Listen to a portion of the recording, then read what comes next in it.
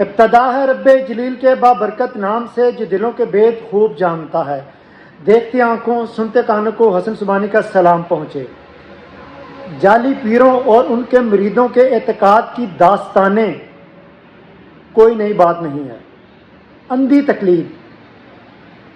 تقلید کے سبب ان پیروں کی پیروی میں مرید ایسے کام کر جاتے ہیں جن کو دیکھ کر انسانی عقل حیران و پریشان ہو جاتی ہے. ہمارے پاکستان میں قوانین کے تحت اگرچہ اس گھنونے کاروبار کو روکنے کے لیے قوانین موجود ہیں، اس کے باوجود اس میں کمی آنے کی بجائے دن بدن اضافہ ہوتا جا رہا ہے. میں سوچ رہا ہوں کہ یہ کام میں بھی شروع کر دوں. بڑا پیسہ ہے اس کام میں، یقین جانیے بڑا پیسہ ہے اس کام میں. دن بدن اضافہ ہوتا جا رہا ہے. سوشل میڈیا کی بڑھتی ہوئی ترقی کے سبب جعلی پیروں نے اب سوشل میڈیا کو ہی اپنی پروموشن اور شہرت کے لیے استعمال کرنا شروع کر دیا ہے. یہاں تک کہ اب ایسے پیر بھی سامنے آ گئے ہیں جو فیس بک کے ذریعے دم درود کرتے ہیں. کیا بات ہے جی. اور ان کا یہ ماننا ہے کہ فیس بک کے ذریعے بھی ان کے کیے گئے دم درود انتہائی مؤثر جو ہے نا وہ ثابت ہو رہے ہیں اور ہوتے بھی ہیں. لوگ بتاتے ہیں کہ جی کیا بات ہے.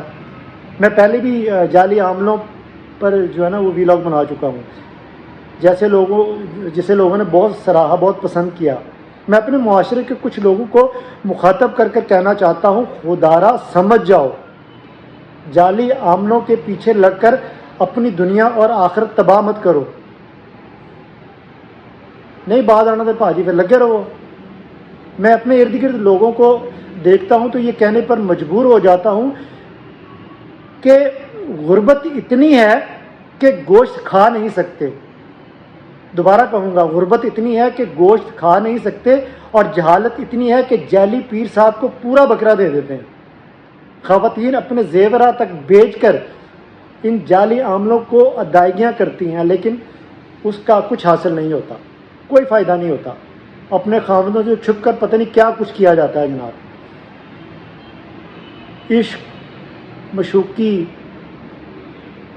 ساس بہو، بڑیاں لڑائیاں. میں ہاتھ جوڑ کر درخواست کرتا ہوں ان جعلی عاملوں کے چکروں سے باہر آ جاؤ، اپنے رب سے رابطہ بڑھاؤ.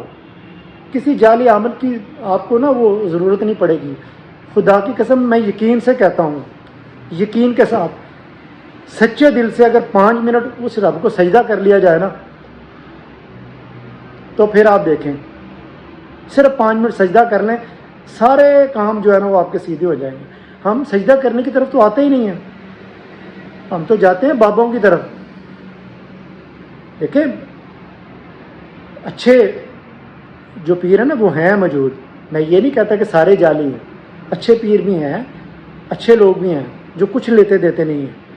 یہ جو بکروں کے چکروں میں پڑے رہتے ہیں نا، پیسوں کے چکروں میں پڑے رہتے ہیں، ان سے خدارا بچیے. دیکھنے والوں کا، سننے والوں کا بہت شکریہ. اگر کوئی بات بری لگی ہو تو میں معذرت چاہوں گا. کمنٹس میں مجھے میسج کر کے ضرور بتائیے گا کہ میری باتیں آپ کو کیسی لگیں. آپ سب کا بہت شکریہ.